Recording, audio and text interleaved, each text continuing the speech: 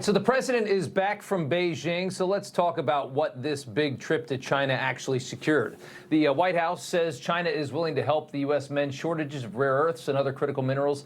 CCP also purchasing 200 American-made Boeing aircraft, buying at least $17 billion of U.S. agriculture products, including soybeans.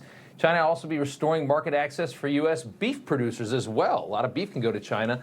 And resuming imports of U.S. poultry. Peter Navarro is a senior counselor to Trump for trade and manufacturing. Joins us now from the White House. Peter, good to see you. How did we do in China, sir? Well, let me focus first on this beef thing. I want to clear that up. We're not selling them steaks and hamburgers. We're selling them offal. You know what offal is? That's the stuff Americans don't eat. So it's not going to have any impact on beef prices here in America. Now, here's the big picture, Rob. Boss went over there with one goal. That was to keep things stable in a way which preserves what is a very strong position for the United States vis-a-vis China. All the tariffs remain in place, except for the ones that, not China, but SCOTUS, the Supreme Court, got rid of. That's number one. Number two, if you think about the Iran war right now, I don't know if your viewers know this, but every single ballistic missile Iran fires at Israel or Saudi or UAE or anybody in between, that's powered by Chinese rocket fuel, number one. Number two, every drone that delivers a strike across the Middle East, including at American military bases, those are components from where? Communist China.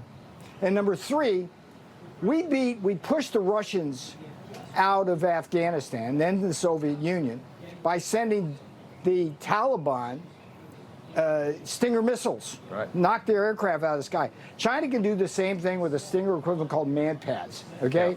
Now, China, what we got out of that was they say they're not going to do any of that. Now, we're going to look very closely at the land routes. We've got the sea routes done, and we've got the air routes out.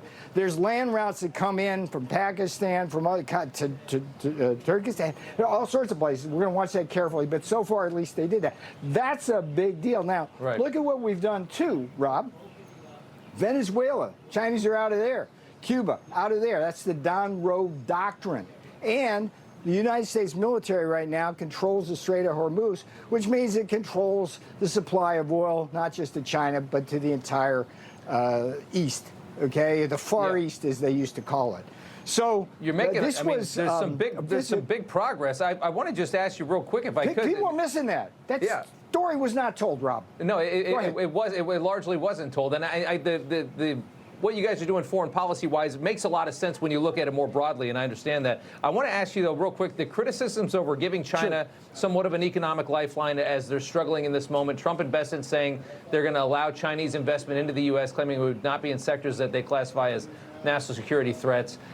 It does seem like Trump has changed his mind a little bit about the threat of China, which was something he's talked about a lot in his 10 years of being a national politician. Has he softened a little bit on the idea of China getting access to the United States? Not at all. And again, that's a failure of messaging, perhaps a little bit on our part, because everybody's kind of over there.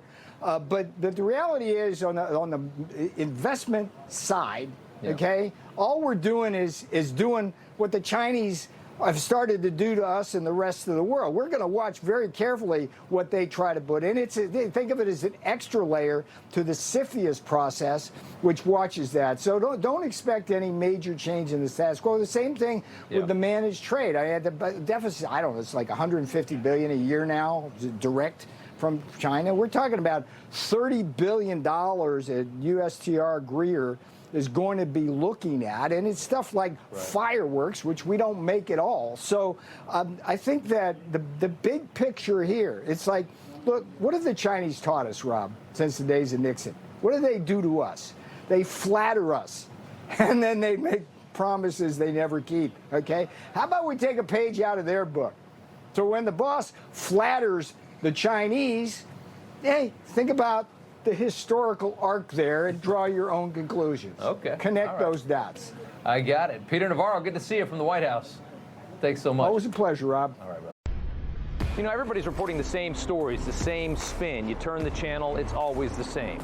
But not us. We're different. We report the real news. No spin, just the facts. turn to us and you won't turn back. Tune in to Rob Schmidt tonight on Newsmax.